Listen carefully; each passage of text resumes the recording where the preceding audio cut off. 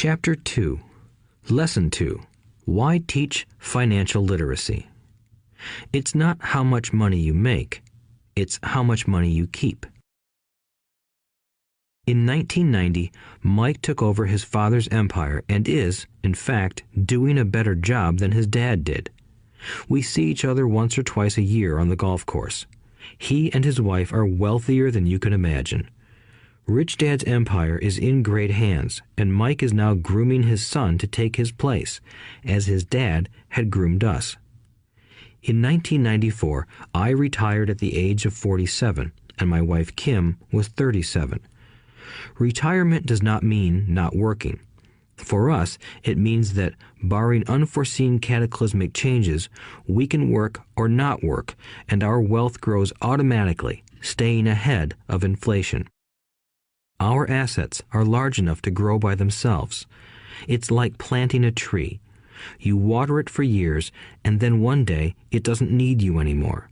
Its roots are implanted deep enough. Then the tree provides shade for your enjoyment.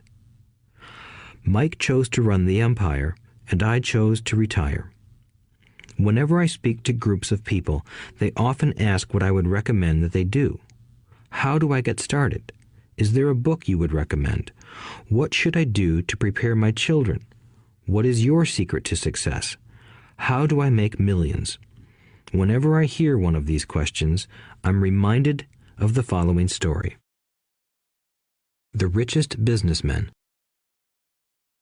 In 1923, a group of our greatest leaders and richest businessmen held a meeting at the Edgewater Beach Hotel in Chicago. Among them were Charles Schwab, head of the largest independent steel company; Samuel Insull, president of the world's largest utility; Howard Hobson, head of the largest gas company; Ivar Kruger, president of International Match Company, one of the world's largest companies at that time; Leon Fraser, president of the Bank of International Settlements; Richard Whitney, president of the New York Stock Exchange; Arthur Cotton and Jesse Livermore, two of the biggest stock speculators; and Albert Fall, a member of President Harding's cabinet. 25 years later, 9 of these titans ended their lives as follows. Schwab died penniless after living for 5 years on borrowed money. Insull died broke in a foreign land, and Kruger and Cotton also died broke. Hobson went insane. Whitney and Albert Fall were released from prison, and Fraser and Livermore committed suicide. I doubt if anyone can say what really happened to these men. If you look at the date, 1923, it was just before the 1929 market crash and the Great Depression, which I suspect had a great impact on these men and their lives. The point is this. Today, we live in times of greater and faster change than these men did.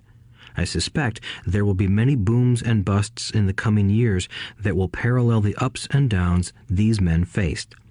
I am concerned that too many people are too focused on money and not on their greatest wealth, their education.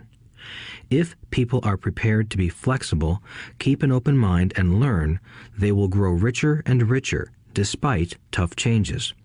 If they think money will solve problems, they will have a rough ride.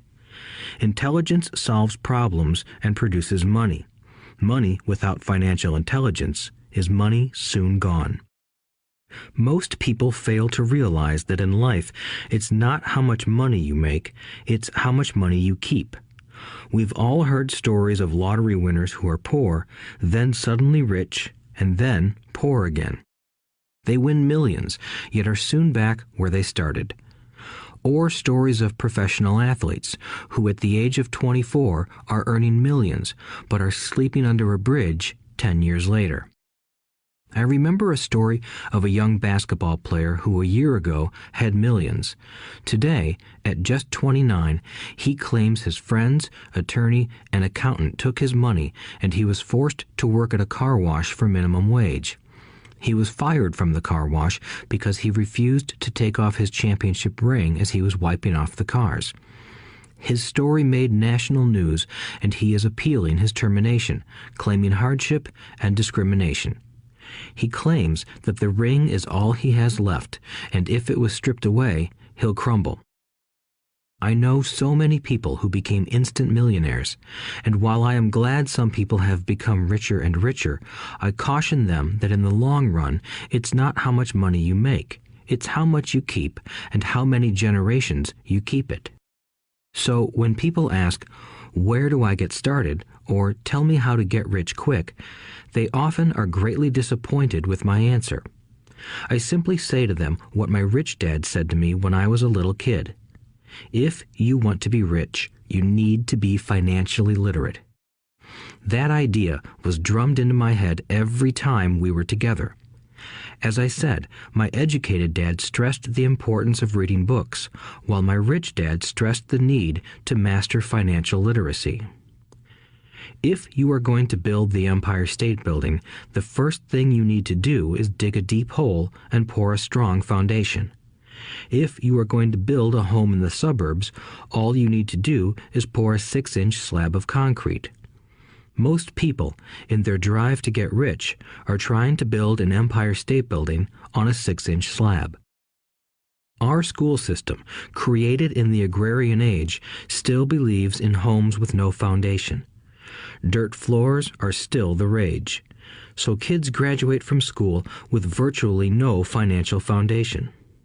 One day, sleepless and deep in debt in suburbia, living the American dream, they decide that the answer to their financial problems is to find a way to get rich quick.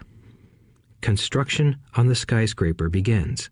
It goes up quickly, and soon, instead of the Empire State Building, we have the Leaning Tower of suburbia. The sleepless nights return.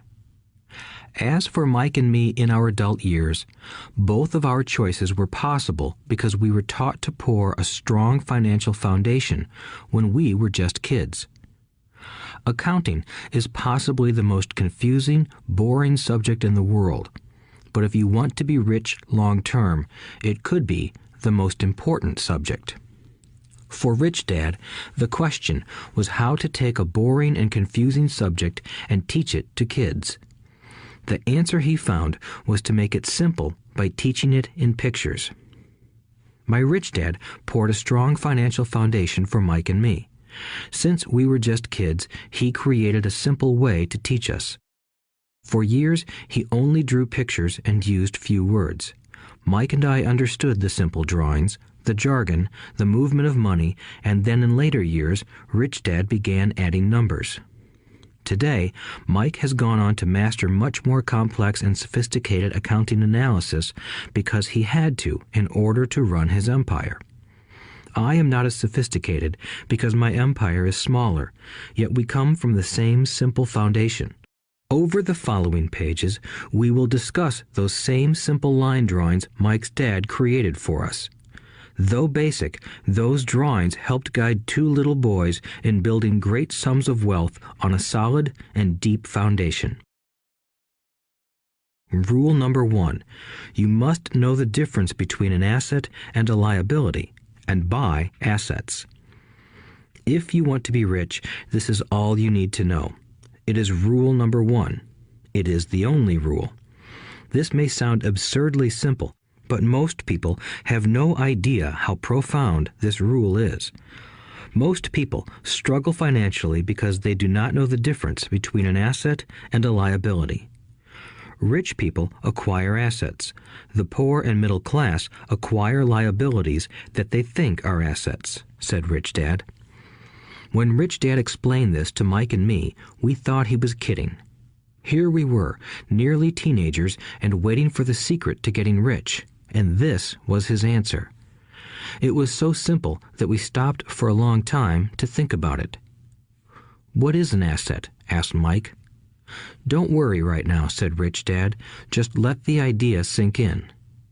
If you can comprehend the simplicity, your life will have a plan and be financially easy. It is simple. That is why the idea is missed." "You mean all we need to know is what an asset is, acquire them, and we'll be rich?" I asked. Rich Dad nodded his head. "It's that simple." "If it's that simple, how come everyone is not rich?" I asked.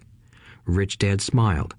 because people do not know the difference between an asset and a liability. I remember asking, how could adults be so misguided? If it is that simple, if it is that important, why would everyone not want to find out? It took Rich Dad only a few minutes to explain what assets and liabilities were. As an adult, I have difficulty explaining it to other adults. The simplicity of the idea escapes them because they have been educated differently. They were taught by other educated professionals, such as bankers, accountants, real estate agents, financial planners, and so forth. The difficulty comes in asking adults to unlearn or become children again. An intelligent adult often feels it is demeaning to pay attention to simplistic definitions. Rich Dad believed in the KISS principle. Keep it simple, stupid, or keep it super simple. So he kept it simple for us, and that made our financial foundation strong. So what causes the confusion? How could something so simple be so screwed up? Why would someone buy an asset that was really a liability? The answer is found in basic education. We focus on the word literacy and not financial literacy.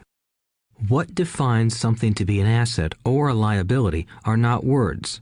In fact, if you really want to be confused, look up the words asset and liability in the dictionary. I know the definition may sound good to a trained accountant, but for the average person, it makes no sense. But we adults are often too proud to admit that something does not make sense.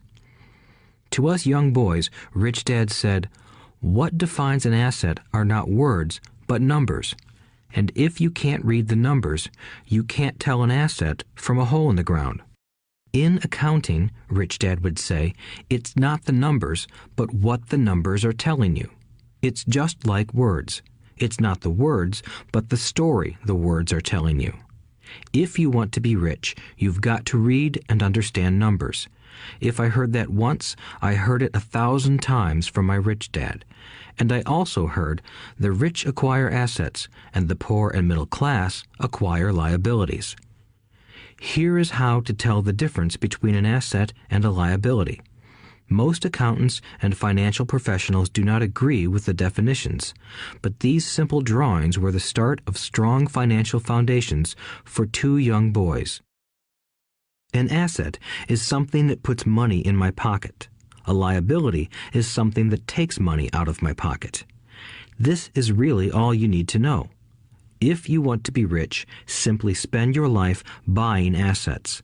If you want to be poor or middle class, spend your life buying liabilities. Illiteracy, both in words and numbers, is the foundation of financial struggle. If people are having difficulties financially, there is something that they don't understand, either in words or numbers.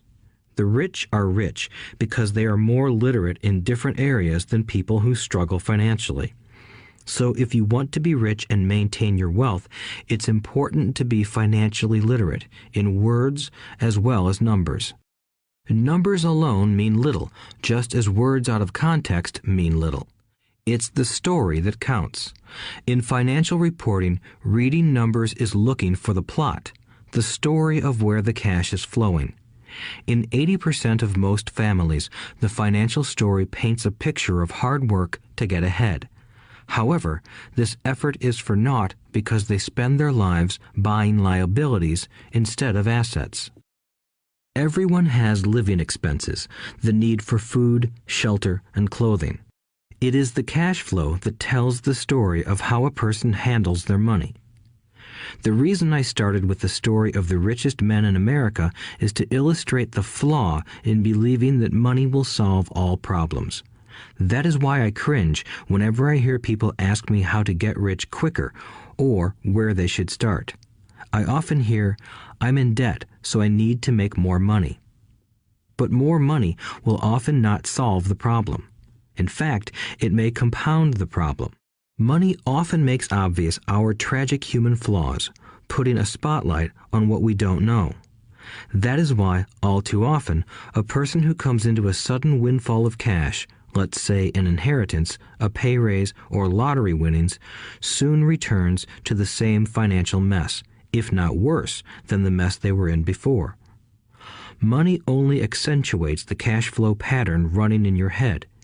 If your pattern is to spend everything you get, most likely an increase in cash will just result in an increase in spending. Thus the saying, "A fool and his money is one big party." I have said many times that we go to school to gain scholastic and professional skills, both of which are important. We learn to make money with our professional skills. In the 1960s, when I was in high school, if someone did well academically, people assumed this bright student would go on to be a medical doctor because it was the profession with the promise of the greatest financial reward. Today, doctors face financial challenges I wouldn't wish on my worst enemy. Insurance companies taking control of the business, managed healthcare, government intervention, and malpractice suits. Today, kids want to be famous athletes, movie stars, rock stars, beauty queens, or CEOs because that is where the fame, money, and prestige are. That is the reason it is so hard to motivate kids in school today. They know that professional success is no longer solely linked to academic success, as it once was. Because students leave school without financial skills, millions of educated people pursue their profession successfully, but later find themselves struggling financially. They work harder, but don't get ahead. What is missing from their education is not how to make money, but how to manage money.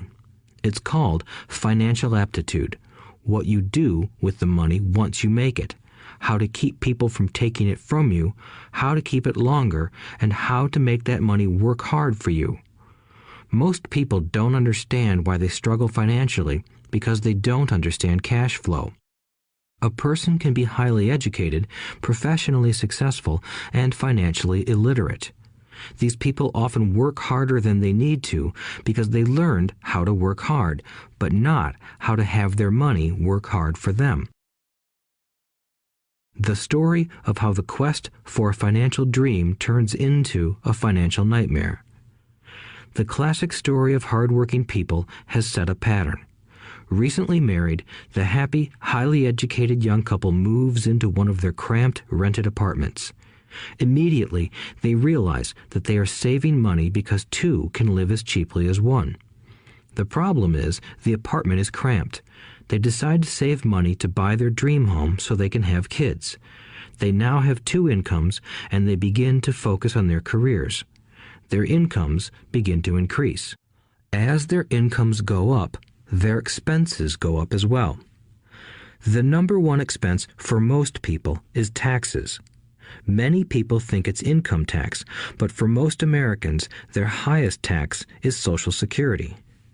As an employee, it appears as if the Social Security tax combined with the Medicare tax rate is roughly 7.5%, but it's really 15% since the employer must match the Social Security amount. In essence, it is money the employer can't pay you. On top of that, you still have to pay income tax on the amount deducted from your wages for Social Security tax. Income you never received because it went directly to Social Security through withholding. Going back to the young couple, as a result of their incomes increasing, they decide to buy the house of their dreams. Once in their house, they have a new tax called property tax. Then they buy a new car, new furniture, and new appliances to match their new house. All of a sudden, they wake up and their liabilities column is full of mortgage and credit card debt. Their liabilities go up. They're now trapped in the rat race. Pretty soon, a baby comes along and they work harder. The process repeats itself. Higher incomes cause higher taxes, also called bracket creep. A credit card comes in the mail. They use it. It maxes out. A loan company calls and says their greatest asset, their home, has appreciated in value. Because their credit is so good, the company offers a bill consolidation loan and tells them the intelligent thing to do is clear off the high-interest consumer debt by paying off their credit card. And besides, interest on their home is a tax deduction. They go for it and pay off those high-interest credit cards. They breathe a sigh of relief. Their credit cards are paid off. They've now folded their consumer debt into their home mortgage. Their payments go down because they extend their debt over 30 years. It is the smart thing to do. Their neighbor calls to invite them to go shopping. The Memorial Day sale is on. They promise themselves they'll just window shop, but they take a credit card, just in case. I run into this young couple all the time. Their names change, but their financial dilemma is the same. They come to one of my talks to hear what I have to say. They ask me, "Can you tell us how to make more money?" They don't understand that their trouble is really how they choose to spend the money they do have. It is caused by financial illiteracy and not understanding the difference between an asset and a liability. More money seldom solves someone's money problems. Intelligence solves problems. There is a saying a friend of mine says over and over to people in debt. If you find you have dug yourself into a hole, stop digging. As a child, my dad often told us that the Japanese were aware of 3 powers: the power of the sword, the jewel, and the mirror. The sword symbolizes the power of weapons. America has spent trillions of dollars on weapons, and because of this is a powerful military presence in the world. The jewel symbolizes the power of money. There is some degree of truth to the saying, "Remember the golden rule. He who has the gold makes the rules." The mirror symbolizes the power of self-knowledge. This self-knowledge, according to Japanese legend, was the most treasured of the 3. All too often, the poor and middle class allow the power of money to control them. By simply getting up and working harder, failing to ask themselves if what they do makes sense, they shoot themselves in the foot as they leave for work every morning. By not fully understanding money, the vast majority of people allow its awesome power to control them. If they used the power of the mirror, they would have asked themselves, "Does this make sense?" All too often, instead of trusting their inner wisdom, that genius inside, most people follow the crowd. They do things because everybody else does them. They conform rather than question. Often, they mindlessly repeat what they have been told. Diversify. Your home is an asset. Your home is your biggest investment. You get a tax break for going into greater debt. Get a safe job. Don't make mistakes. Don't take risks. It is said that the fear of public speaking is a fear greater than death for most people. According to psychiatrists, the fear of public speaking is caused by the fear of ostracism, the fear of standing out, the fear of criticism, the fear of ridicule, and the fear of being an outcast. The fear of being different prevents most people from seeking new ways to solve their problems. That is why my educated dad said the Japanese valued the power of the mirror the most, for it is only when we look into it that we find truth. Fear is the main reason that people say, "Play it safe." That goes for anything, be it sports, relationships, careers, or money. It is that same fear, the fear of ostracism, that causes people to conform to, and not question, commonly accepted opinions or popular trends. Your home is an asset. Get a bill consolidation loan and get out of debt. Work harder. It's a promotion. Someday I'll be a vice president. Save money. When I get a raise, I'll buy us a bigger house. Mutual funds are safe. Many financial problems are caused by trying to keep up with the Joneses. Occasionally, we all need to look in the mirror and be true to our inner wisdom rather than our fears. By the time Mike and I were 16 years old, we began to have problems in school. We were not bad kids. We just began to separate from the crowd. We worked for Mike's dad after school and on weekends. Mike and I often spent hours after work just sitting at a table with his dad while he held meetings with his bankers, attorneys, accountants, brokers, investors, managers, and employees. Here was a man who had left school at 13, who was now directing, instructing, ordering, and asking questions of educated people. They came at his beck and call and cringed when he didn't approve of them. Here was a man who had not gone along with the crowd. He was a man who did his own thinking and detested the words, "We have to do it this way because that's the way everyone else does it." He also hated the word "can't." If you wanted him to do something, just say, "I don't think you can do it." Mike and I learned more sitting in on his meetings than we did in all our years of school, college included. Mike's dad was not book smart, but he was financially educated and successful as a result. He told us over and over again, an intelligent person hires people who are more intelligent than he is. So Mike and I had the benefit of spending hours listening to and learning from intelligent people. But because of this, Mike and I couldn't go along with the standard dogma our teachers preached, and that caused problems. Whenever the teacher said, "If you don't get good grades, you won't do well in the real world," Mike and I just raised our eyebrows. When we were told to follow set procedures and not deviate from the rules, we could see how school discouraged creativity.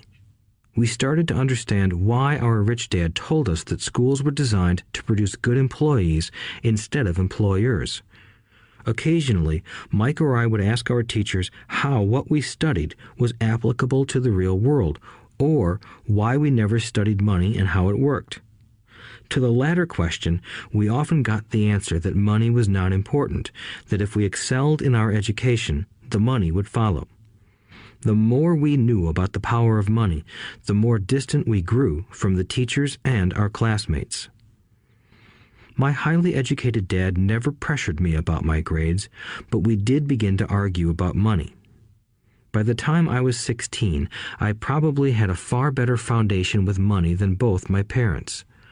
I could keep books, I listened to tax accountants, corporate attorneys, bankers, real estate brokers, investors, and so forth.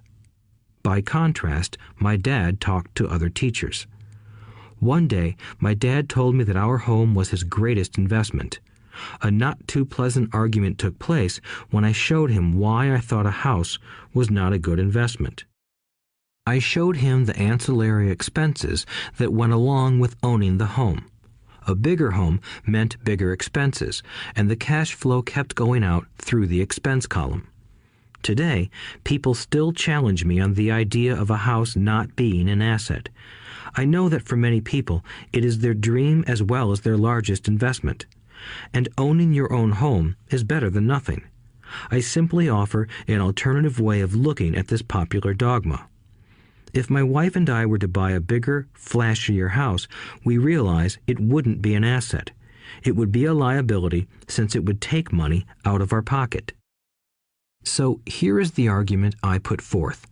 I really don't expect most people to agree with it because your home is an emotional thing, and when it comes to money, high emotions tend to lower financial intelligence. I know from personal experience that money has a way of making every decision emotional. 1. When it comes to houses, most people work all their lives paying for a home they never own. In other words, most people buy a new house every few years, each time incurring a new 30-year loan to pay off the previous one. 2. Even though people receive a tax deduction for interest on mortgage payments, they pay for all their other expenses with after-tax dollars, even after they pay off their mortgage. 3. My wife's parents were shocked when the property taxes on their home increased to $1,000 a month. This was after they had retired, so the increase put a strain on their retirement budget and they felt forced to move. 4. Houses do not always go up in value. I have friends who owe $1 million for a home that today would sell for far less. 5. The greatest losses of all are those from missed opportunities. If all your money is tied up in your house, you may be forced to work harder because your money continues blowing out of the expense column instead of adding to the asset column, the classic middle-class cash flow pattern. If a young couple would put more money into their asset column early on, their later years would be easier.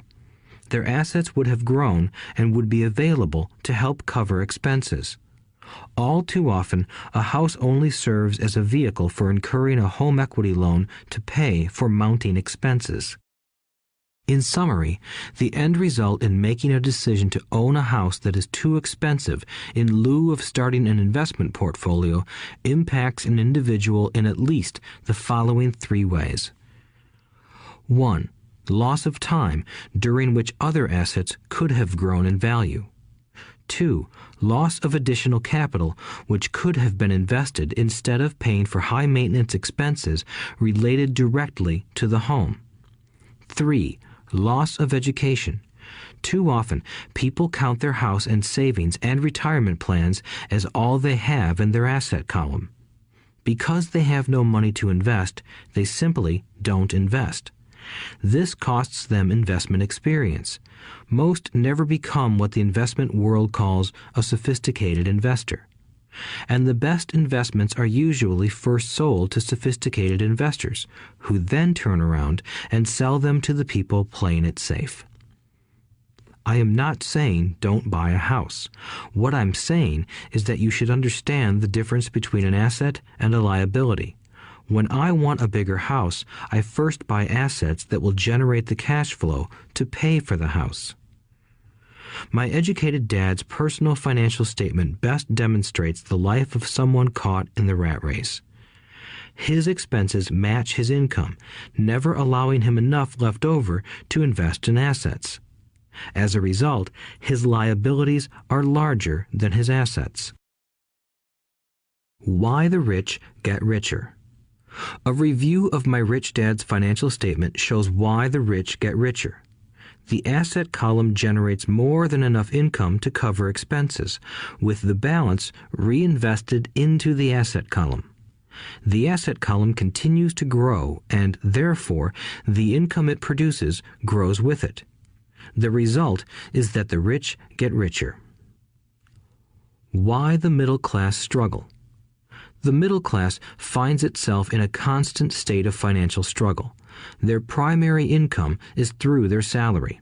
As their wages increase, so do their taxes. Their expenses tend to increase in proportion to their salary increase, hence the phrase, the rat race. They treat their home as their primary asset instead of investing in income-producing assets. This pattern of treating your home as an investment and the philosophy that a pay raise means you can buy a larger home or spend more is the foundation of today's debt-ridden society. Increased spending throws families into greater debt and into more financial uncertainty, even though they may be advancing in their jobs and receiving raises on a regular basis. This is high-risk living caused by weak financial education. The massive loss of jobs in recent times proves how shaky the middle class really is financially. Company pension plans are being replaced by 401k plans. Social Security is obviously in trouble and can't be relied upon as a source for retirement. Panic has set in for the middle class. Today, mutual funds are popular because they supposedly represent safety. Average mutual fund buyers are too busy working to pay taxes and mortgages, save for their children's college, and pay off credit cards. They do not have time to study investing, so they rely on the expertise of the manager of a mutual fund. Also, because the mutual fund includes many different types of investments, they feel their money is safer because it is diversified. This educated middle class subscribes to the dogma put out by mutual fund brokers and financial planners. Play it safe, avoid risk. The real tragedy is that the lack of early financial education is what creates the risk faced by average middle-class people. The reason they have to play it safe is because their financial positions are tenuous at best. Their balance sheets are not balanced. Instead, they are loaded with liabilities and have no real assets that generate income. Typically, their only source of income is their paycheck. Their livelihood becomes entirely dependent on their employer. So when genuine deals of a lifetime come along, these people can't take advantage of them because they are working so hard, are taxed to the max, and are loaded with debt. As I said at the start of this section, the most important rule is to know the difference between an asset and a liability. Once you understand the difference, concentrate your efforts on buying income-generating assets. That's the best way to get started on a path to becoming rich. Keep doing that and your asset column will grow. Keep liabilities and expenses down so more money is available to continue pouring into the asset column. Soon, the asset base will be so deep that you can afford to look at more speculative investments. Investments that may have returns of 100% to infinity. $5,000 investments that are soon turned into $1 million or more. Investments that the middle class calls too risky. The investment is not risky for the financially literate. As an employee who is also a homeowner, your working efforts are generally as follows. 1. You work for the company. Employees make their business owner or the shareholders rich, not themselves. Your efforts and success will help provide for the owner's success and retirement. 2. You work for the government. The government takes its share from your paycheck before you even see it. By working harder, you simply increase the amount of taxes taken by the government. Most people work from January to May just for the government. 3. You work for the bank. After taxes, your next largest expense is usually your mortgage and credit card debt. The problem with simply working harder is that each of these 3 levels takes a greater share of your increased efforts. You need to learn how to have your increased efforts benefit you and your family directly. Once you have decided to concentrate on minding your own business, focusing your efforts on acquiring assets instead of a bigger paycheck, how do you set your goals? Most people must keep their job and rely on their wages to fund their acquisition of assets. As their assets grow, how do they measure the extent of their success? When does someone know that they are rich, that they have wealth? As well as having my own definitions for assets and liabilities, I also have my own definition for wealth. Actually, I borrowed it from a man named R. Buckminster Fuller. Some call him a quack, and others call him a genius. Years ago, he got architects buzzing because he applied for a patent for something he called a geodesic dome. But in the application, Fuller also said something about wealth. It was pretty confusing at first, but after reading it, it began to make some sense. Wealth is a person's ability to survive so many number of days forward, or, if I stopped working today, how long could I survive?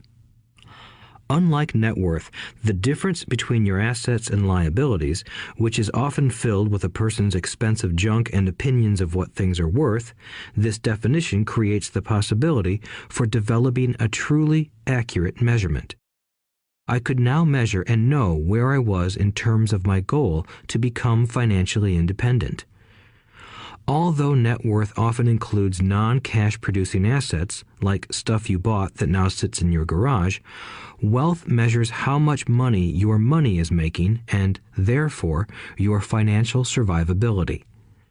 Wealth is the measure of the cash flow from the asset column compared with the expense column.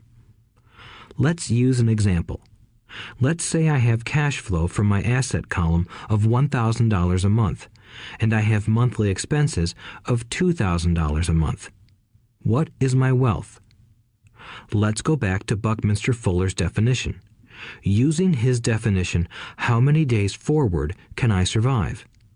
Assuming a 30-day month, I have enough cash flow for half a month. When I achieve $2,000 a month cash flow from my assets, then I will be wealthy. So, while I'm not yet rich, I am wealthy. I now have income generated from assets each month that fully cover my monthly expenses. If I want to increase my expenses, I first must increase my cash flow to maintain this level of wealth. Also note that it is at this point that I'm no longer dependent on my wages. I have focused on and been successful in building an asset column that has made me financially independent. If I quit my job today, I would be able to cover my monthly expenses with the cash flow from my assets.